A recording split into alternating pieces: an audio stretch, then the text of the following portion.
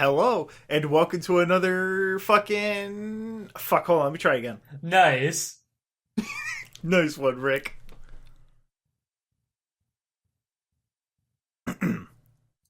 It's May, and you know what that means, Alex? You may have a episode of Let Me Tell You About Questions of the Month. Boom. Fucking third tries the charm, Alex. Worth it. Yo, it's fucking red. This is a good one. We got good questions this time. It's gonna be fun for all. May you have a good time, Alex? Just read the questions. It's from various. Oh, geez, Tad, I don't feel so good. I don't know what's happening. I don't understand. If this meme is dated by this point, it is. What were your thoughts on Infinity War? I mentioned it in one of the episodes, but I saw Infinity War basically at gunpoint. I did not want to see it because I stopped giving a shit about Cape movies after that Spider-Man movie. And before that, I think the last Cape movie I saw was... God, I went to the drive-in and saw Pixels and Nice. Ant-Man, I think. Pixels was... It was Pixels. But that was the last superhero movie I saw that I didn't give a shit about any of the others until Spider-Man. Spider-Man was pretty good, but like I'm probably not even going to see the one that comes out. Like, I don't know if it sounds like elitist alpha nerd, but I'm probably not going to see Infinity War Part 2 unless it does have another tie-in with Fortnite. Party gamers in the... Or what? No, how does it go, Party Alex? Thanos in the house tonight. A picture of Thanos dabbing. All the gamers gonna play Fortnite. Gamers, rise up. I never saw Infinity Wars, but I play Fortnite, and Thanos one was fun, so I hope the sequel comes out soon so I can play that again. He also tagged on there, we need a recap episode for Revival, a Dungeons & Dragons real play podcast that covers the major story arcs and plot points. A Let Me Tell You About Revival, per se. That's something that we're thinking about doing. I don't think Dan wants to do it in a normal format if we do it. As soon as I know, I'll shill Revival harder than I normally do. As soon as I know, but yeah, you'll be the first to know. Next question from Max Pitchkites. That was way harder to say than it should have been. What does LMTYA stand for? All right. Now, when I originally picked it, it was for the original name of the podcast, which was Lay Meme Time with ya boy Alex. So, it stands for life, life, life. Fuck off, Alex. I knew you'd like that one, you slut. Next question from ComCCL. Thoughts on the Han Solo movie? Haven't seen it yet, even though The Last Jedi was such a travesty. The trailer for Solo looks pretty good. Probably because it doesn't have anything to do with The Last Jedi, which new movies seem to be allergic to. So, somehow I'm like that rare person on the planet who, when he was little, didn't really give too much of a shit about Star Wars. Somehow I didn't care. I don't know why. Again, alpha nerd. Wow, Mr. Elitist. You're just so much better than all of us. Your taste in anime and video games are just so good. I know, right? I heard about Solo, I think, back when Disney bought Star Wars. And they said, oh, we're going to make 3 movies. And then there's going to be a Solo movie and a Boba Fett movie. And all that dumb shit. And I thought, I don't remember who Han Solo was, but that'll probably be interesting. And I'm glad to see that the Red Letter Media... Oh, I'm slurring my fucking words like a drunk. The Red Letter Media joke review they did, where they pretended to review Solo like a year before it came out, was almost spot on with all the dumb shit they added in there. I'm glad to see that the movie was that creative. But yeah, I'm not going to see it. Alpha nerd, etc., etc. I didn't see the last 2 Star Wars movies because that requires me to get out of my house and go to the movie theater. I'm too fucking old and tired for that anymore. I just go to work I'm and too come home. old. Quote from 23-year-old man. And the tired part, don't misquote me. Don't. I think Coolville sucks. Me right now, you piece of shit. This next question's from Chris. Do you have any love for the BattleTech franchise? Now, BattleTech, uh, it's the Western franchise where it's like messy, big, blocky missiles, oil, fuck you, mecha. And I've never actually played any of the games. I think one of my babysitters, when I was really little, had the game, and she also had like a helicopter game for the Sega Genesis, and I didn't like that because every Sega game just fucking sucks. Rude. The people who did the Shadowrun games, the Shadowrun Return games that came out recently, I believe they're working with the BattleTech franchise now to make some new games for that, so that'll be pretty interesting. I'll probably pay attention to that because I really like those developers. This one's from Slam and Jam 30. You already know how we do. Who is the worst or best boy in Homestuck/Hive Swap? Now, Alex, I know this is really your expertise, so I'm going to steal this one from you. What? In Hive Swap, Jude is the fucking dude because he's a conspiracy theorist and he's not fucking lame and annoying, and I've only seen him for half of Hive Swap.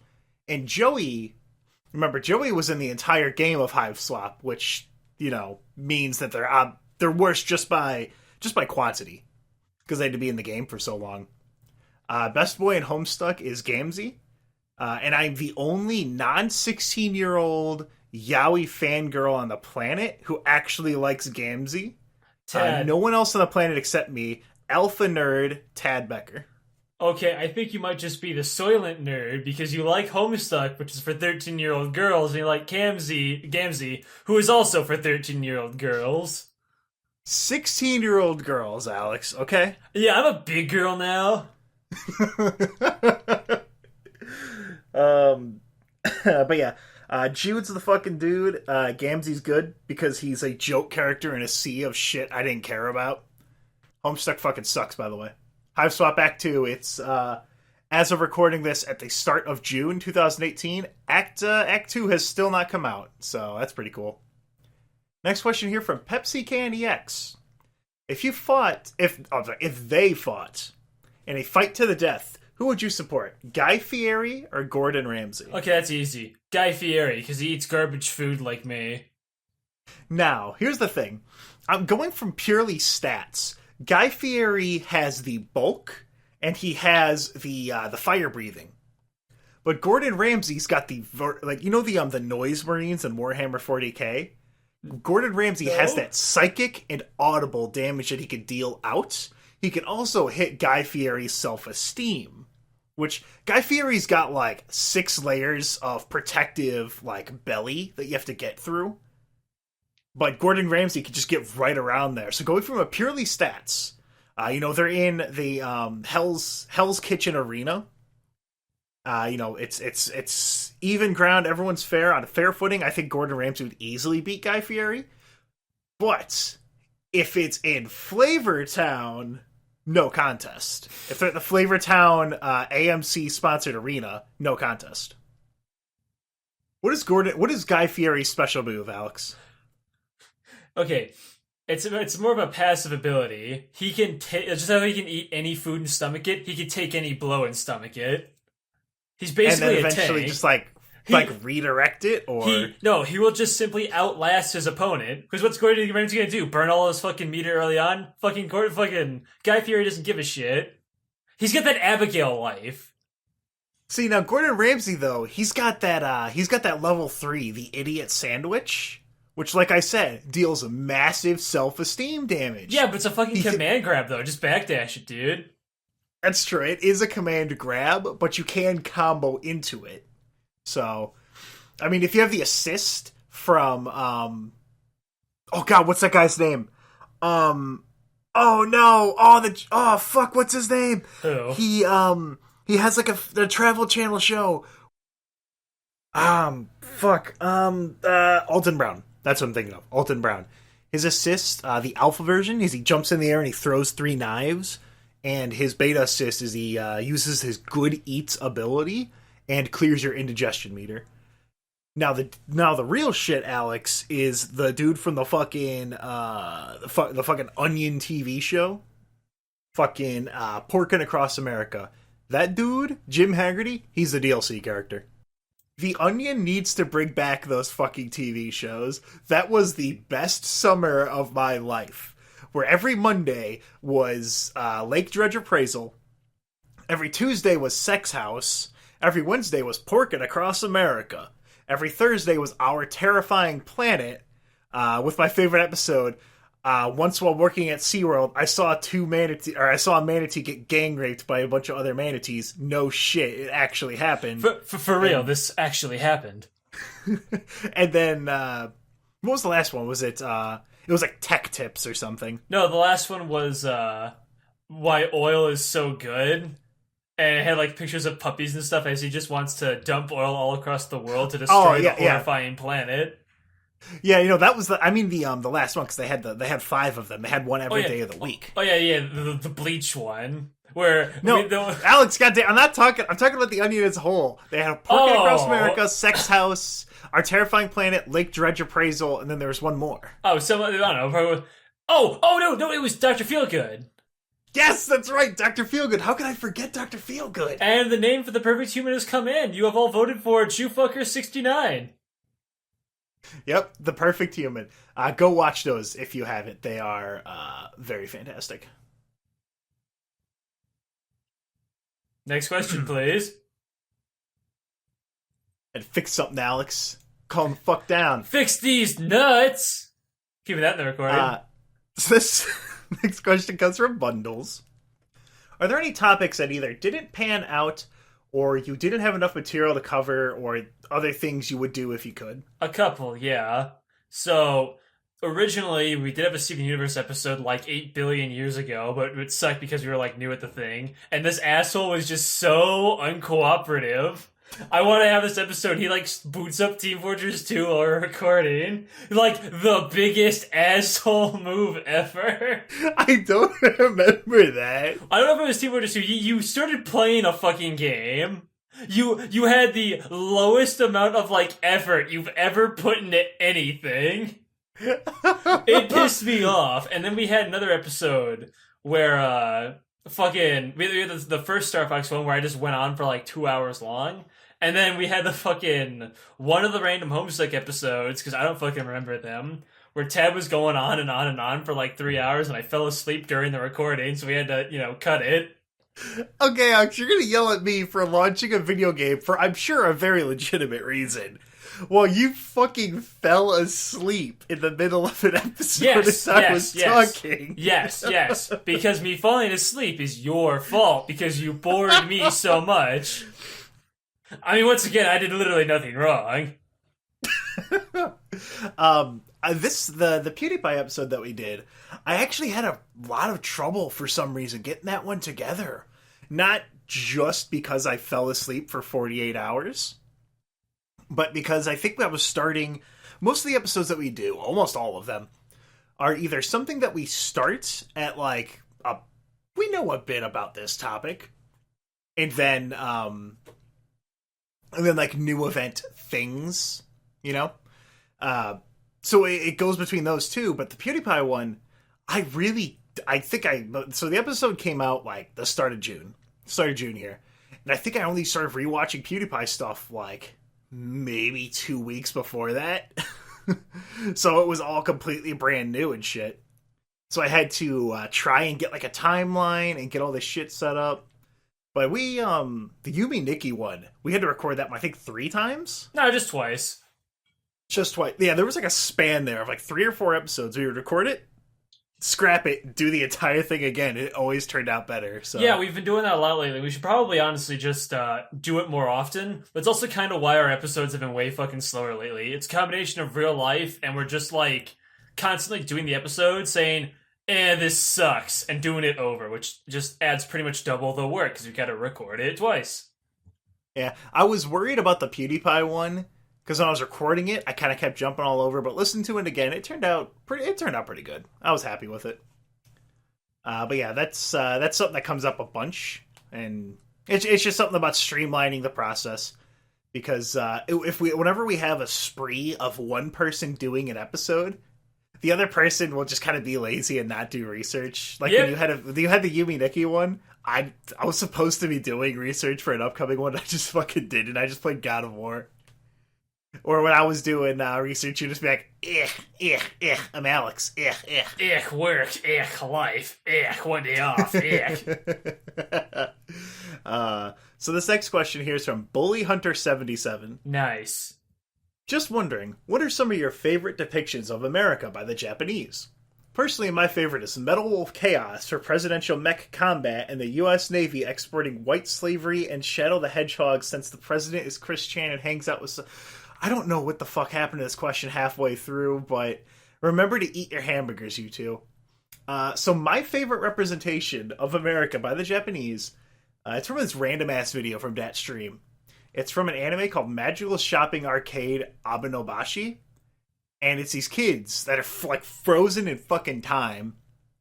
And there's this guy dressed up like a cowboy, like, hey, fucking cowboy, fucking cowgirl, fuck. Why the fuck don't you buy a fucking hot dog? I'll give you the king special with a bunch of fucking ketchup. Fuck you very much.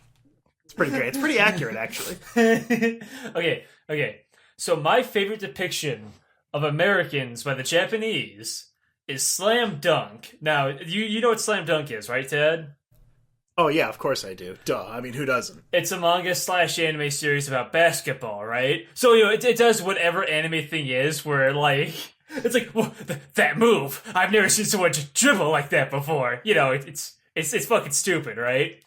But it's about Japanese basketball players. So they go fight the world championship against the American team, and the American team's full of 7-foot tall black guys.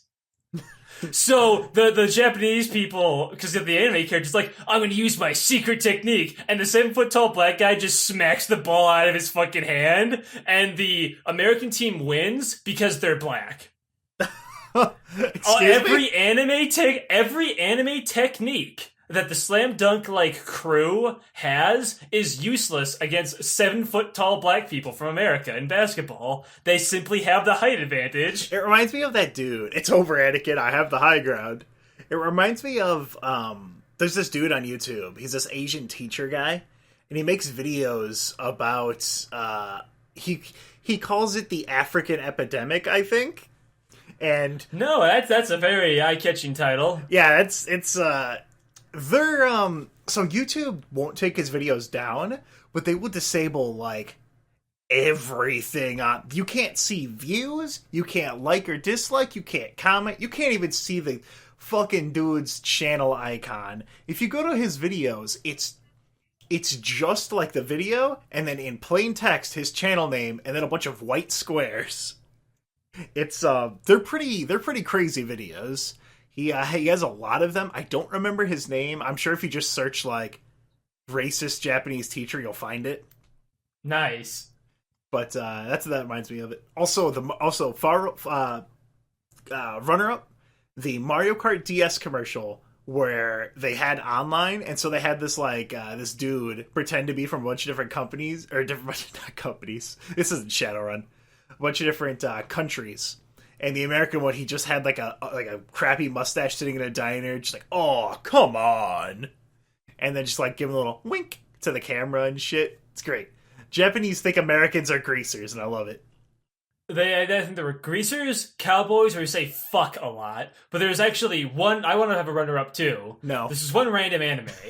I don't know what it's called, but the video has a lot of views on YouTube. It's just the worst American guy in a Japanese anime. Because it's a guy visiting America or whatever, right? A Japanese guy, and he runs into this black guy because I guess all Americans are black, and he speaks English, but they just pulled off a random English speaker off the street in Japan, so it's just some white guy doing the voice. It sounds really dumb. Oh, you're talking about what the fuck? Yo, what the fuck? You got a fucking problem? I'll clock your fucking head off. Yo, what the fuck? You got a fucking problem, dude? It's like that, because he has no inflection on it. It's pretty great. Just search the worst English voice, and you'll probably find it. Or no, I think it's the worst black guy in anime. Something like that. But yeah, that. So that's America. Next question's from the bodacious, the righteous, the awesome, the delectable Brad. You have two people locked in a room. Andrew Hussey and the guy that owns LetMeTellYouAbout.com. You can only send one to the shark pit. Who is it? Well, I've spent only $650 on Homestuck. Actually, no. Probably closer to $750 as of today. And the Let Me Tell You About.com fucker wants $3,215 for that domain. If that man, if I ever see him, I will be very disappointed and ask him very kindly to give me the URL. But if not, I'll have to just deal with it. And put him in the fucking shark pit. Dude, who the fuck do you think you are? Who the fuck is going to buy LetMeTellYouAbout.com? I don't understand, and it makes me so mad, Alex. $3,000! He watches this shit, you know that? He gets off to it. He's like the fucking, MediaCom. They get off on my goddamn discomfort. Next question from Ned. Alex, why do you have good taste in everything? Except Fate Grand Order girls. Ooh! Ned putting you on fucking blast. How will I ever fucking recover, bros? Bros, it's over, no news! Fucking... There is literally nothing wrong with the Joan of Arc altar, aka Jalter. She's a cutie patootie. Go kill yourself. Just kidding, I love you. How many altars does Joan of Arc... She's like the main character, right? No, Saber is the main character. Artoria Pendragon, aka King Arthur. Isn't that like... With titties. Isn't that like the same... I don't understand my fate. I don't understand my fate. King Alex. Arthur and Joan of Arc are not the same person, Tad. Okay, Alex, Paul Vineyard's also not a little anime girl. Also, I don't know if you know this, but King Arthur was like a man? No, it's a man pretending to be a woman! He's a freak! You keep doing that, but only 1 in like 35 people will know that's an Xavier Renegade Angel reference. Well, now the other people know, but she has one alter form. The idea of the alter form is it's the Shadow of the Hedgehog mode. It's your evil like doppelganger version. Joan of Arc is also a cutie, but I like alter more because she's like edgy and shit. She's cool. Edgy and cool, just like me. Just like me, bros. And I got 3 of them. Alright, so next question here is from Brandon. E3 is coming up real soon, and there have been a fair few leaks, which, by the way, side note, never trust those. If there's an E3 leak that's at a 45-degree angle, slightly tilted... and Bloodborne cart, bros! Exactly. Don't ever believe them. They're total bullshit. So I was wondering if you guys would help clear something up for the folks of us at home. Is the Let Me Tell You About Battle Royale going to be announced at E3 2018? Yes and no. Yes, but at the same time, no. So basically, no, but yes, there is going to be the, you'll hear it now, the official Let Me Tell You About fighting game. It's coming out exclusively on ROM-hacked versions of the Mario Kart arcade game where you can play as Pac-Man. There's only one of them that I know of in existence. I've never seen anyone mention it ever. I played it. I 100% played it. Alex, I don't believe you. No, shh. Story time. Fuck your question for a second. I played at this fucking hotel arcade, right? Where you could get tickets and buy fucking prizes. So I had the absolutely devilish-eyed fucking idea. Me and my stepbrother Mitchell won a bunch of tickets. We put the tickets on like a little tray, put it on the counter, and I very slowly put like my phone on the counter that he can't see to weigh it down to get more prizes. Holy shit. Got away with it too! But Alex, so... Let Me Tell You About Battle Royale, not Battle Royale, the fighting. Well, actually, it's just called Let Me Tell You About Battle Royale. We're not calling it Let's Battle Royale about it. Nope. My character's pretty good. He's the Ryu. The Ryu of the game. The game is based around me, just like everything in my life is based 100% around myself. I've got good normals, pretty good Oki. Alex, I don't actually know that much about fighting games. Please save me. Okay, I got this. Hey everybody, this is Tad from Let's. My favorite things are Homestuck, Andrews Without Any Hussies, and Revival, a Dungeons & Dragons real play podcast. But my fucking character is the zoning character. I'm sorry, the high skill zoning character. I'm the Sagat function. I've got that high kick. I don't think Capcom's ever going to be able to let... Or who was the dude that called them functions? Some fucking asshole, some guy who was in the Marvel vs. Capcom PR studio. There was some player that they hired on, and he had no other... Because you can't just say, oh no, we have no plans to put these characters in DLC rosters because you just kill the hype for your game, right? Mm-hmm. So he had to put it in the most corporate way possible to say, no, fuck off. It's the... I would really prefer you to be quiet of rosters. Yeah, what happened was, in Marvel, the X-Men characters have always been very, very, very prevalent. Magneto, Sentinel, Wolverine, Cyclops, Cable, dudes like that. They've always been really big. And in Marvel vs. Capcom Infinite, because Disney owns Marvel, they wouldn't put any X-Men in for whatever fucking reason. I think they wanted to push their cinematic universe shit. That's why Gamora's in the game and shit like that. That's why Black Panther was in. I didn't even know Black Panther was in the game. Yeah, he was like one of the first DLC characters. Because what I really liked about Marvel is that they had really weird character choices. There was very rarely like a normal character. Like they had Ryu, and they had, Mega Man. And then it was just like kind of wacky from there. Like you had Dormammu. Like Servbot. Yeah, you just had like wacky characters that no one would have expected. And I liked that about Marvel. Also, fun fact about Disney ruining everything. They made Capcom change all of the themes for the Marvel characters that existed. So like Captain America's theme, which was the same in every single game up to that point, just like different instruments, completely different, no one liked it. What is it, like some fucking Overwatch sounding big, epic, orchestral Marvel Cinematic Universe shit? Yeah, pretty much. Ugh, man. Everything I know about Marvel vs. Capcom Infinite, mechanically, gameplay-wise, it's solid, but everything else about it fucking sucks. But that's enough bullying Marvel. Last question here. And this is my favorite question so far. It's from Ozirius. I couldn't think of a question this month, so instead, I'm going to SHILL Revival, a Dungeons & Dragons real play podcast. You fool. So that was the questions of the month for May there. It was pretty fun. A lot of neat questions. Learned some interesting things. If you know of a place in the continental United States that has the fucking Capcom-made Mario Kart arcade machine, let me know so that I can buy it. Or rather, direct my local arcade to buy it. Because my local arcade has fucking Punch-Out. They got Final Fight. They got fucking Dr. Mario. They've got fucking Contra.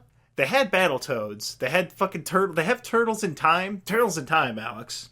All they need is that Mario Kart thing, and I'll be done. Also, Cruis'n USA, because you could like hit the dinosaurs with your car, and they would explode. That always made me laugh. Wouldn't it be Namco made because they own Pac-Man? What did I say? You said Capcom. Huh. Capcom did actually make some of the Game Boy Advance Zelda games. I always thought that was weird. But anyway, that's a little off topic. Thanks for sending in your questions. E3's coming up real soon. We'll probably have an episode coming up a little bit before E3. We'll talk about... we'll have like a normal episode, and then at the end of it, we'll have some of our quick E3 predictions, so that 1 week later, or a few days after E3, we can rub it in everyone's faces how good and how smart and how correct we were, and completely ignore it if we were off base at all. So I look forward to that, and Alex, I guess let's go ahead and do our shoutouts. All right, you first. All right, I want to give a shout out to Chris Kirk, Glitch Nation, Lors the Ninth, Rusty Shackleford, Jaren Kiwi, and Ozirius. I also want to give a shout out to our boys. We got Fox McCloud 23, Lavender Sheepy, Cameron Chapman, I think that's how you say it.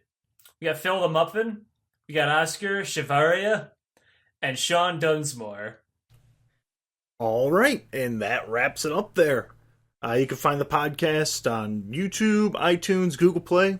Reach us on Twitter at LetMeTellYouPD. Send us an email at LetMeTellYouAbout at gmail.com. That's Let Me Tell You About with 3 T's.